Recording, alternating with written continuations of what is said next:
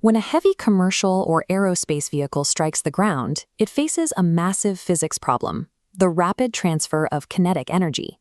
If that kinetic energy has nowhere to go, a massive object traveling at high speeds will simply destroy itself.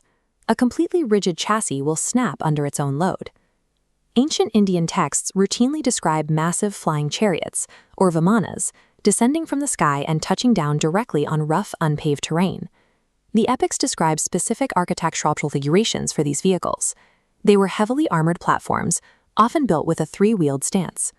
Look at this stone chariot. The dense wheels and thick chassis block give a clear sense of how incredibly heavy these primary transports were. This sheer mass introduces a critical engineering constraint known as unsprung weight. That is the entire mass of the vehicle that is completely unsupported by a suspension system. The heavy exterior armor, combined with multiple passengers sitting in the cabin, equals a lethal amount of unsprung mass.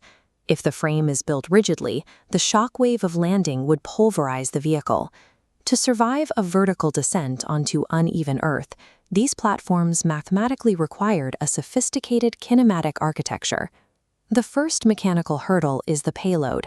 Ancient engineers had to balance a multi-passenger arm of cabin coming down on a totally unpredictable surface.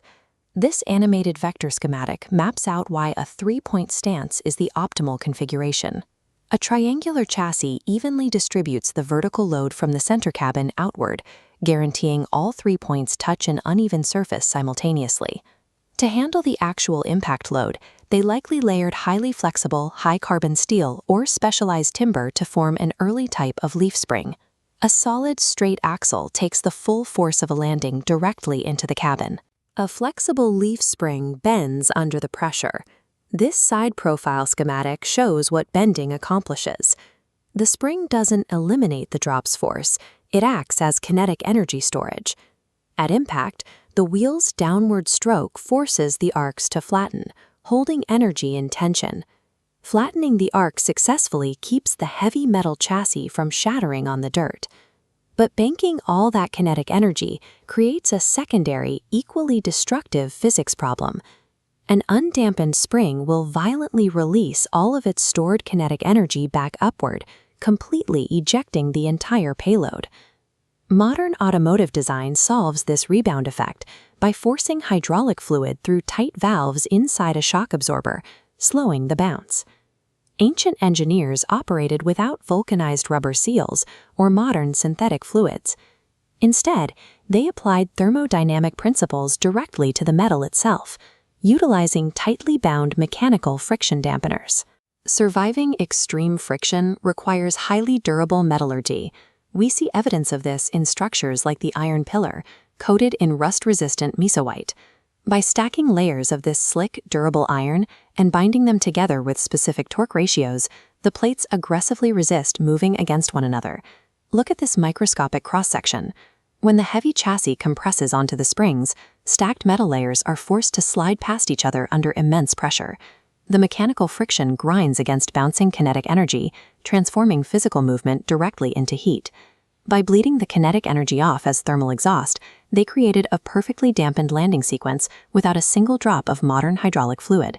The final operational parameter found in the ancient descriptions mentions chariots that maintain a completely stable passenger cabin, entirely unaffected by the terrain beneath them.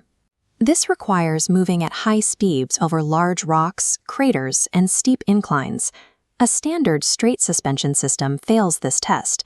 If a single wheel hits a boulder, that vertical upward tilt transfers straight through the axle and into the main cabin.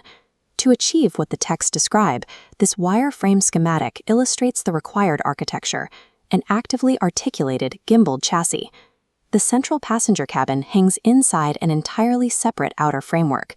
The outer structure connects to the wheels through interlocking mechanical logic gates and heavy counterweights. When the left wheel violently strikes an obstacle and is forced upward, the counterweights instantly shift, leaving the central cabin perfectly horizontal. This gimbaled logic mechanically isolates the payload from the terrain. The seemingly magical stability described in the ancient epics was the result of rigorous, active chassis articulation. When a massive, heavy chassis drops onto rough, unpaved terrain at high speeds, survival depends on a complete kinematic suite. First, the heavy leaf springs intercept the massive unsprung weight, bending to temporarily store the destructive kinetic energy. Next, sliding mechanical friction plates grind against that stored energy, bleeding the bounce off as thermal heat. Finally, the gimbaled counterweights isolate the vertical tilt, leaving the heavy interior payload completely level. This 3D schematic demonstrates all three mechanisms working as a single unified network: load vectors, thermal output, and articulated geometry moving in continuous harmony.